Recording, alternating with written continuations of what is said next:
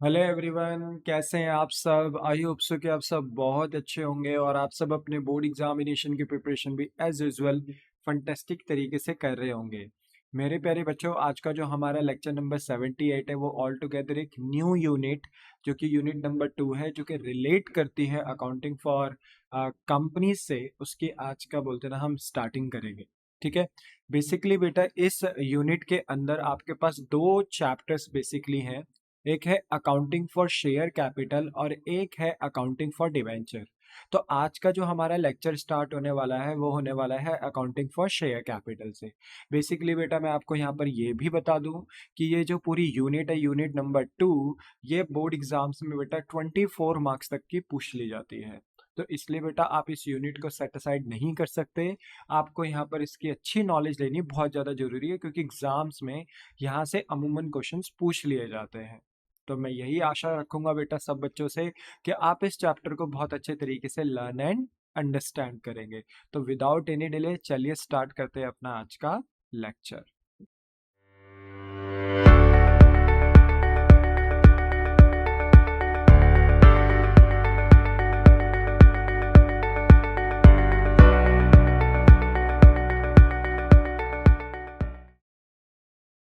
ना एवरीवन बेटा, इस चैप्टर में आगे बढ़ने से पहले, जो कि हमारा अकाउंटिंग फॉर शेयर कैपिटल है, हमें अपने कुछ थ्योरेटिकल कंसेप्ट बेटा क्लियर करने होंगे। बेसिकली बेटा, इस चैप्टर में जो हमारा कोर ऑब्जेक्टिव है वो ये है कि हम कैसे शेयर को इशू करें, यानी इशू ऑफ शेयर, और शेयर को इशू करके किस तरीके से हम फंड को रेज कर सकें, यानी शेयर कैपिटल को रेज कर सकें। वो हमारा यहाँ पर बेसिक ऑब्जेक्टिव है, उसकी हमें जनरल एंट्री यहाँ पर पास करनी है। पर बेटा देखो, न्यूमेरिकल पे जाने से पहले, है ना, जनरल एंट्री पास करने से पहले हमें अपने कुछ थ्योरेटिकल कंसेप्ट क्लियर करने होंगे। बिकॉज ऑफ आजकल बेटा बोर्ड एग्जाम्स में एमसीक्यूज बहुत पूछे जा रहे हैं। तो अगर आप अपने कंसेप्ट्स को स्ट्रॉन्ग कर लोगे, थ्योरेटिकल कंसेप्ट्स को, तो आपको जनरल एंट्री पास करने में भी कोई दिक्कत नहीं होगी जब आप न्यूमेरिकल्स करने जाएंगे। और अगर कभी बोर्ड एग्जाम्स में थ्योरेटिकल कंसेप्ट से कोई एमसीक्यू आता है तो उसे भी करने में आपको कोई प्रॉब्लम नहीं होगी। ठीक है। तो चलिए हम स्टार्ट करते हैं अपना पहला डिस्कशन। जो हमारा आज का रहेगा वो रहेगा इंट्रोडक्शन ऑफ कंपनी। तो बेटा देखो ना, मैं कंपनीज में आपको सबसे पहले एक बात ये बताता हूँ कि जब हमने क्लास 11th में ऑलरेडी एक ऐसा फॉर्म ऑफ बिजनेस पढ़ लिया था, क्लास 11th की बात कर रहा हूँ बेटा, जहां पर हमारे पास एक ही ओनर होता था, यानी सिंगल ओनर, जिसे हम कहते थे सोल प्रोप्राइटरशिप। और जब हम क्लास 12th में आए तो हमने अपनी पहली यूनिट पढ़ी थी अकाउंटिंग फॉर पार्टनरशिप फर्म, यानी जहां पर एक से अधिक पार्टनर होते हैं, बट मैक्स टू मैक्स कितने होते हैं, 50। तो जब हमारे पास ऑलरेडी ये दो फॉर्म ऑफ बिजनेस है, like sole proprietorship and partnership का बिजनेस, तो why we need a company. तो देखो बेटा, जो सोल प्रोप्राइटरशिप का बिजनेस होता है ना, उसका जो साइज होता है बिजनेस का वो स्मॉल होता है। ठीक है, वहां पे इन्वेस्टमेंट कम लगती है। और देखो, बिजनेस का ना एक सीधा सा रूल होता है कि आप बिजनेस में जितनी ज्यादा इन्वेस्टमेंट्स करते हो, जितना ज्यादा फंड लगाते हो, उतना ही ज्यादा आप बिजनेस से प्रॉफिट भी अर्न करते हो, है ना। तो सोल प्रोप्राइटरशिप का जो इन्वेस्टमेंट कैपेसिटी होता है बेटा बिजनेस में, वो कम होता है। और पार्टनरशिप की अगर मैं बात करूँ तो पार्टनरशिप में बेटा यही जो कैपिटल इन्वेस्टमेंट्स होती हैं, जो ओनर पैसा लगाते हैं, थोड़ा सोल प्रोप्राइटरशिप से ज़्यादा होता है, क्योंकि यहाँ पर एक ओनर नहीं, मल्टीपल ओनर्स होते हैं और मैक्स टू मैक्स 50 होते हैं। तो पार्टनरशिप में जब हम आते हैं तो थोड़ा सा बिजनेस का साइज और बढ़ जाता है, जिससे कि बिजनेस की अर्निंग पावर कैपेसिटी इंक्रीज हो जाती है। बट तब क्या बेटा, कि अगर हम इससे भी बड़ा बिजनेस ओपन करना चाहते हैं, है ना, इससे भी ज्यादा इन्वेस्टमेंट करना चाहते हैं, तो ऐसे में ना बेटा बेसिकली फिर हम अपनी कंपनी स्टैब्लिश करते हैं। और वहां पर बेटा फिर हम अपना फंड जितना मासिव स्केल पे लगाना चाहते हैं लगा सकते हैं, जितना बिजनेस का साइज बढ़ाना चाहते हैं बढ़ा सकते हैं। अब बोलते हैं ना, बिजनेस का साइज जितना ज्यादा बड़ा होता है उतना ज्यादा अर्निंग कैपेसिटी पावर भी बिजनेस का बढ़ता है। तो बेटा कभी कभी क्या होता है कि जब आप बिजनेस कर रहे होते हो, चाहे सोल प्रोप्राइटरशिप का करो चाहे पार्टनरशिप का करो, तो वहां पर ना आप अपना सारा स्कोप अचीव कर चुके होते हो, प्रॉफिट अर्न कर चुके होते हो। अब आपका डिमांड होता है, नीड होता है कि अब हम अपने बिजनेस को और ग्रो करें। तो और ग्रो करने के लिए फिर आप अपनी कंपनी स्टैब्लिश करते हो। ठीक है। तो ऐसे में हमें फिर बेटा कंपनी की नीड पड़ती है। बेसिकली अगर मैं बात करूं कि अगर आपको एक कंपनी खोलनी है, तो कंपनी खोलने के लिए बेसिकली बेटा हमारे पास हमारे इंडिया के अंदर कंपनीज एक्ट 2013 है जहाँ पर जाकर हम अपनी कंपनीज को रजिस्टर्ड करा सकते हैं। आप ऐसे ही बेटा कोई बिजनेस ओपन कर कर बोलते हैं ना कि रेंडमली चला नहीं सकते हो। अगर आपको एज अ कंपनी बिजनेस चलाना है तो आपको अपनी कंपनी को कंपनीज एक्ट 2013 के अंदर रजिस्टर्ड करना होगा। बेसिकली बेटा कंपनीज एक्ट 2013 से पहले हमारे पास कंपनीज एक्ट 1956 था। पर देखो हमारा जो देश था बेटा वो आज़ाद हुआ था 1947 में, और हमारे देश का जो कंपनीज एक्ट आया था वो आया था 1956 में। तो आज तो बेटा देखो 2024 चल रहा है, ये वीडियो मैं 2024 में बना रहा हूँ, तो आज तो सन 2024 चल रहा है। तो सोचो ना ये एक्ट कितना पुराना हो चुका था, 1956 में बनाया गया था। तो जब हम थे बेटा बोलते ना सन 2013 में, तो हमने कंपनीज एक्ट 1956 को रिप्लेस करके कंपनीज एक्ट 2013 में कन्वर्ट किया। और कन्वर्ट में सिर्फ नाम ही कन्वर्ट नहीं किया बेटा, हमने इसके अंदर बहुत सारे जो रूल्स एंड रेगुलेशंस थे, एक्ट के अंदर क्या होते हैं बेटा, प्रोविजंस, रूल्स, रेगुलेशंस, हमने काफ़ी सारे जो अननेसेसरी रूल्स एंड रेगुलेशंस थे, जो कि समय के साथ अब जिनकी रिक्वायरमेंट नहीं थी, उनको हमने कंपनीज एक्ट 2013 में एलिमिनेट करा। यानी कंपनीज एक्ट 2013 को हमने बहुत ज़्यादा सिंप्लीफाइड तरीके से बनाया। ठीक है, इसके अंदर बेसिकली अगर किसी भी कंपनी को रजिस्टर्ड करना हो तो वो कंपनीज एक्ट 2013 के अंदर ही रजिस्टर्ड की जाती थी। बेटा देखो, जब हम किसी भी कंपनी को रजिस्टर्ड करते हैं तो बेसिकली हमें उसे रजिस्ट्रार ऑफ कंपनी में जाके रजिस्टर्ड कराना होता है, आरओसी के पास। ठीक है, अब आरओसी किसके अंदर आता है, आरओसी आता है मिनिस्ट्री ऑफ कॉर्पोरेट अफेयर्स के अंदर। तो आरओसी बोलते हैं ना किसको रिप्रेजेंट करता है, मिनिस्ट्री ऑफ कॉर्पोरेट अफेयर्स को। तो आपको आरओसी के पास जाना होता है बेटा, और आरओसी के पास जाकर आपको एज पर कंपनीज एक्ट 2013 या कोई अर्लियर एक्ट था, जैसे 2013 से पहले कंपनीज एक्ट 1956 था, तो जो कंपनीज 2013 से पहले रजिस्टर्ड हुई थी तो वो हुई थी कंपनीज एक्ट 1956 में। पर 2013 या उसके बाद जो कंपनीज फॉर्म्ड हुई हैं वो हुई हैं कंपनीज एक्ट 2013 में। चाहे आपने अपनी कंपनीज को रजिस्टर्ड कराया हो कंपनीज एक्ट 1956 में, चाहे आपने अपनी कंपनीज को रजिस्टर्ड कराया हो कंपनीज एक्ट 2013 में, ये जाना किसके पास पड़ता है बेटा, आरओसी के पास। और जब हम आरओसी के पास जाते हैं बेटा, तो आरओसी के पास हमें अपनी कंपनी के दो डॉक्यूमेंट, जिसे हम article of association and memorandum of association बोलते हैं, वो कंपलसरी क्या करना होता है, सबमिट करना होता है। ठीक है, इनके बिना बेटा आप अपनी कंपनी को रजिस्टर्ड नहीं कर सकते। तो एओए और MOA, article of association and memorandum of association, आपको आरओसी के पास सबमिट करना होता है, और तब आप अपनी कंपनी फॉर्म कर सकते हो। ठीक है, हालांकि हम आगे देखेंगे कि प्रॉपर स्टेप्स क्या होते हैं कंपनी को इनकॉर्पोरेट करने के, स्टैब्लिश करने के, बट स्टिल मैं अभी आपको एक ओवरव्यू दे रहा हूँ जिससे कि आप समझ पाओ। अब मान लो कि हम अपनी कंपनीज को कंपनीज एक्ट 2013 के अकॉर्डिंग रजिस्टर्ड करा रहे हैं, आरओसी के पास जा रहे हैं, एमओए एओए लेकर जा रहे हैं, जो कि कंपलसरी होता है सबमिट करना। तो अब हमारे पास ना बेटा ऑप्शन होता है, या तो हम अपनी कंपनी को 1% कंपनी की तरह बोलते हैं ना कि रजिस्टर्ड करें, यानी ओपीसी से शॉर्ट में बोला जाता है, जिसका सिर्फ एक ही ओनर होता है, सिर्फ एक ही ओनर होता है। देखो बेटा, वैसे ना जब हम कंपनीज एक्ट 1956 में थे तो वहाँ पे हमारे पास दो ही टाइप की कंपनीज होती थी, private companies and public company. But जब हम नए एक्ट में आए, कंपनीज एक्ट 2013 में, तो वहाँ पर बेटा इंट्रोडक्शन कर दिया 1% कंपनी यानी ओपीसी का भी। अब ओपीसी के आने से क्या हुआ, देखो पहली बात, हमारे देश में ना बेटा अनएम्प्लॉयमेंट बढ़ रहा है। और अनएम्प्लॉयमेंट क्यों बढ़ रहा है, क्योंकि बिजनेस को ज़्यादा हम प्रमोट नहीं कर पा रहे थे। तो बिजनेसेस को प्रमोट करने के लिए 1% कंपनी नाम का भी एक फॉर्म ऑफ बिजनेस लाया गया, और बोला कि अगर कोई एक बंदा भी कंपनी खोलना चाहता है, कंपनी, तो वो खोल सकता है। पहले ये अलाउ नहीं था, बट कंपनीज एक्ट 2013 से ये अलाउ कर दिया गया, जिससे कि बेटा बिजनेसेस को ना, मतलब जो बिजनेस ओनर्स थे उनको एक बूस्टअप मिला, उन्हें एक मोटिवेशन मिला कि हमें अगर कंपनी खोलनी हो तो हम अकेले भी कंपनी खोल सकते हैं। ठीक है, तो इससे क्या हुआ इनडायरेक्टली बेटा, कि लोग इंडिपेंडेंट हुए और बिजनेस की तरफ ज़्यादा इनकरेज हुए कि हमें बिजनेस करना चाहिए। ठीक है, तो 1% कंपनी। बात करें अगर आप अपने आप को एज अ प्राइवेट कंपनी अगर रजिस्टर्ड कराना चाहते हो, तो आपकी कंपनी में फिर मिनिमम ओनर्स होने चाहिए 2। ठीक है, यहाँ पर मिनिमम ओनर्स होते हैं 2, और मैक्सिमम ओनर आप यहाँ कितने रख सकते हो, 200। जबकि पार्टनरशिप में मिनिमम ओनर 2 होते हैं, बट मैक्स कितने होते हैं, 50। तो समझ पा रहे हो ना, अगर आपको बड़ा लेवल पे अगर कंपनी खोलना है तो आप प्राइवेट कंपनी में जा सकते हो, जहाँ पर मिनिमम ओनर्स 2 होते हैं, और मैक्सिमम ओनर 200 होता है। और बात करूं बेटा 1% कंपनी और प्राइवेट कंपनी, तो दोनों में सिमिलरिटी ये होती है कि इन्हें ना रिस्ट्रिक्टेड कर दिया जाता है from issue of share to public. देखो हम आगे पढ़ेंगे बेटा कि जो हमारी पब्लिक कंपनी होती है, public company only says public company, उनके पास बेटा एक ऑप्शन होता है कि वो ना अपनी ओनरशिप जनता के बीच में भी सेल आउट कर सकते हैं। यानी एक कंपनी को अगर फंड की जरूरत है, पैसों की जरूरत है, तो एक कंपनी अपनी ओनरशिप को स्मॉलर स्मॉलर पार्ट्स में बांट सकती है, डिवाइड कर सकती है, जिसे हम शेयर्स कहते हैं। मैं आगे भी बताऊंगा आपको।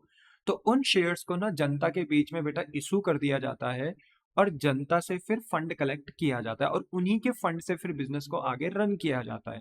तो ये ऑप्शन जो जनता को शेयर इशू करने का है, वो ऑप्शन सिर्फ पब्लिक कंपनी को ही दिया जाता है। ओपीसी और प्राइवेट कंपनी को ये ऑप्शन नहीं दिया जाता। तो क्या ऐसा एमसीक्यू बन सकता है कि बताइए इश्यू ऑफ शेयर करने का अधिकार किसके पास है? The answer is public company, not a 1% company and a private company. ठीक है, तो 1% कंपनी में मिनिमम मैक्सिमम एक ही ओनर होता है क्योंकि वो 1% कंपनी। प्राइवेट कंपनी में मिनिमम ओनर्स 2 होते हैं बेटा और मैक्सिमम ओनर्स 200 होते हैं।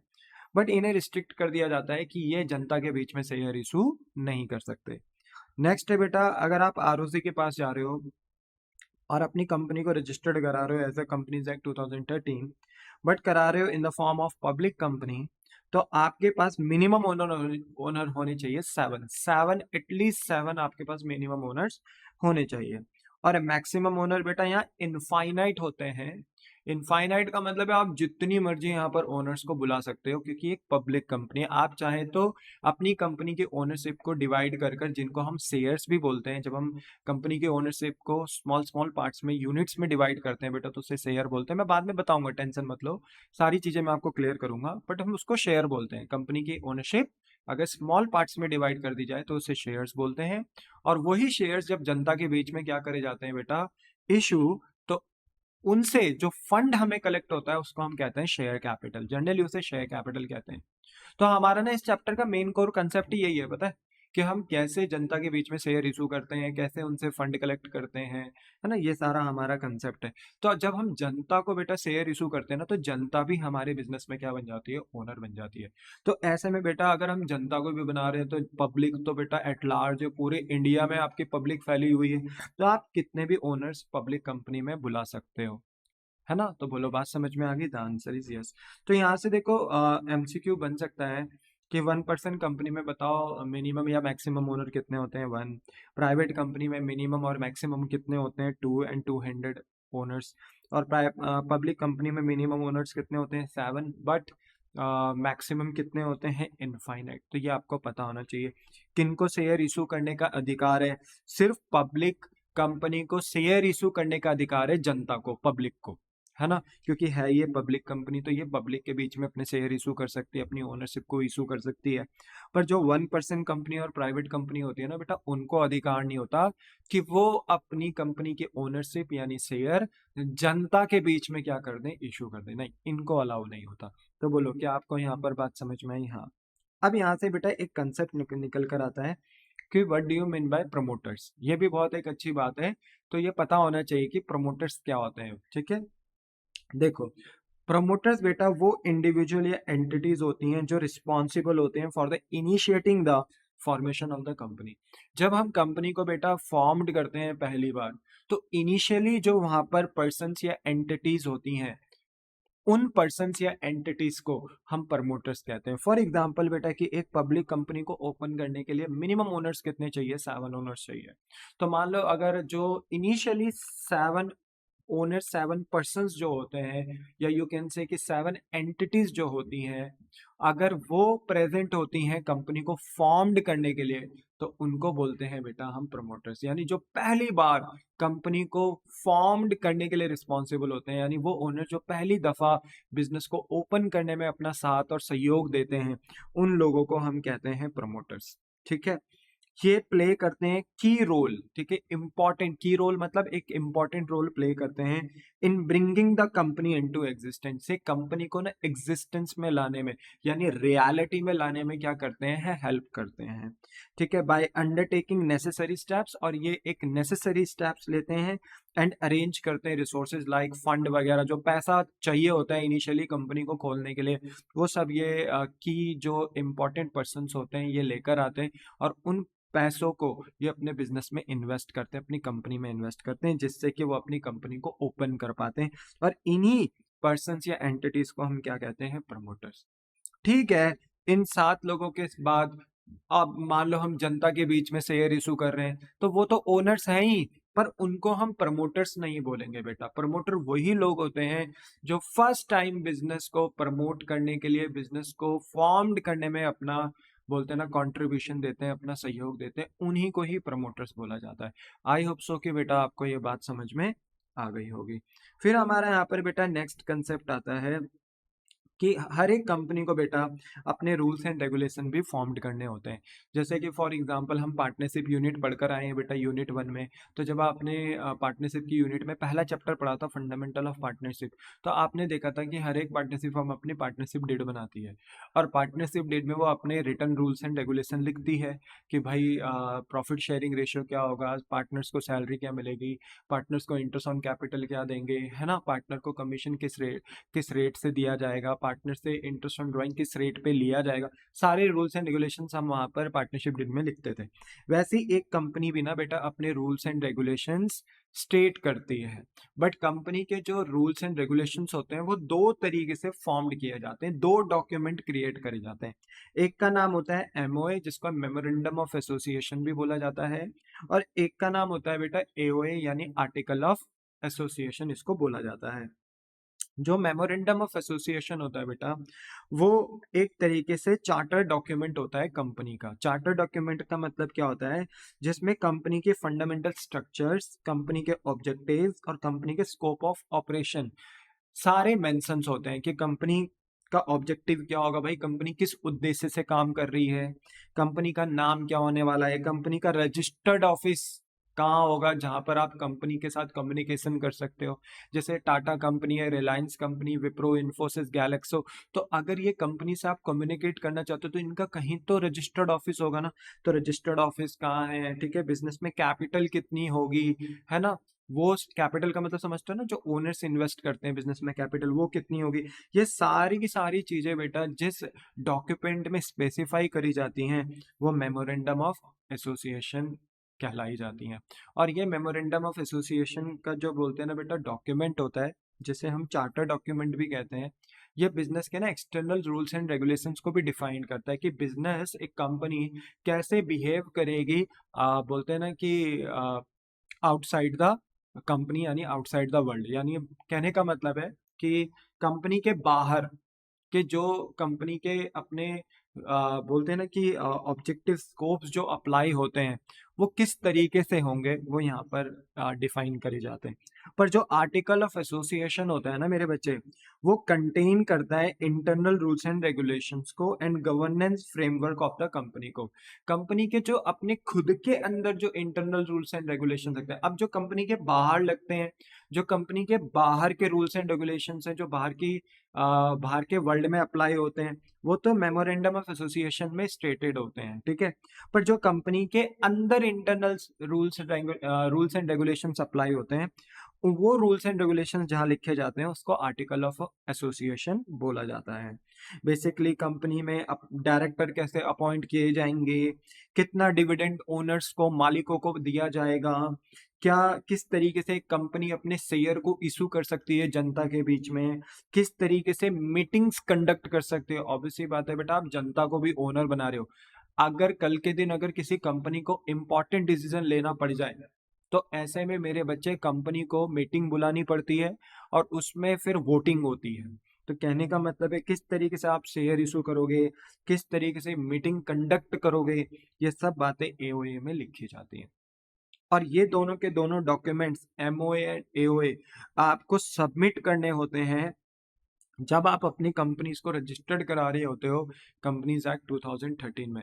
तो जब आप आरओसी के पास जाते हो ना, तो ये दोनों डॉक्यूमेंट देने बहुत ज़्यादा कंपलसरी होते हैं, अगर आप 1% कंपनी, प्राइवेट कंपनी या पब्लिक कंपनी अपनी ओपन करना चाहते हो। हालांकि हमारे सिलेबस में बेटा जो अकाउंटिंग होगी वो किसकी होगी, पब्लिक कंपनी की, बट यस आपको 1% कंपनी एंड प्राइवेट कंपनी के बारे में भी पता होना चाहिए। बोलो बात समझ में आ गई। अब देखो यहाँ पर एक बात मैंने बताई थी कि मीटिंग करनी होती है। बेटा जो मीटिंग होती है ना, उसको टिपिकली हम बोलते हैं एजीएम। इसका पूरा नाम होता है एनुअल जनरल मीटिंग। और जो एनुअल जनरल मीटिंग होती है ना बेटा, वो साल में एक बार होती है, ठीक है। फॉर्मल मीटिंग होती है ये, यहाँ पर कंपनी अपने रिजल्ट्स के बारे में बताती है, कितना प्रॉफिट लॉस हमने कमाया, क्या पोजीशन है हमारे बिजनेस की, क्या फ्यूचर में हम अपने बिजनेस को कैसे और बोलते हैं ना कि ग्रो कर सकते हैं, किस तरीके से हम बिजनेस में और इम्प्रोवाइज कर सकते हैं, इंपॉर्टेंट डिसीजन लिए जाते हैं यहाँ पर। तो एक फॉर्मल मीटिंग होती है और हेल्ड होती है once year by a company, ठीक है। कंपनी इसे एक साल में एक बार तो कराती है। वेयर जहां पर शेयर होल्डर्स कौन होते हैं, जो कंपनी के शेयर्स। अब शेयर्स मैंने अभी आपको कहीं ना कहीं बताया क्या होता है, कि कंपनी की ओनरशिप को जब हम स्मॉल स्मॉल पार्ट्स में डिवाइड करते हैं तो उसे शेयर्स कहते हैं। जो भी पर्सन्स उस शेयर को सब्सक्राइब करते हैं यानी खरीदते हैं, वो लोग शेयर होल्डर या मेंबर कहलाए जाते हैं।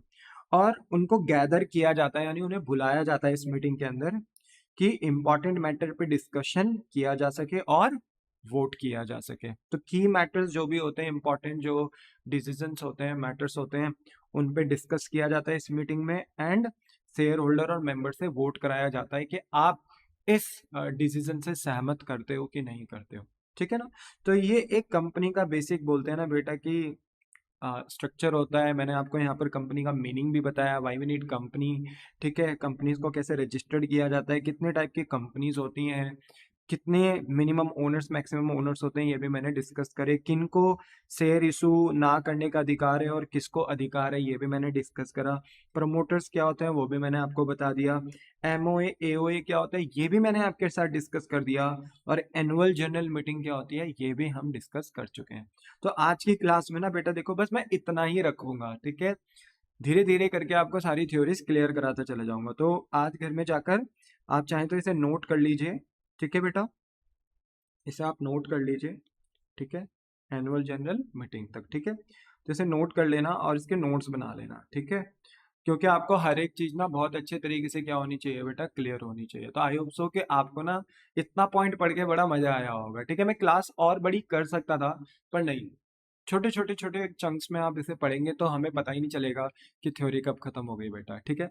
तो आज के साथ बेटा मैं यहाँ पर अपना लेक्चर फिनिश करता हूँ। आई होप सो कि आपको मेरा ये लेक्चर पसंद आया होगा। और अगर आपको मेरा ये लेक्चर पसंद आया तो आप इसे अपने फ्रेंड्स, क्लासमेट्स, ठीक है, के बीच में शेयर कर सकते हैं और ज़्यादा से ज़्यादा लाइक शेयर सब्सक्राइब कर सकते हैं।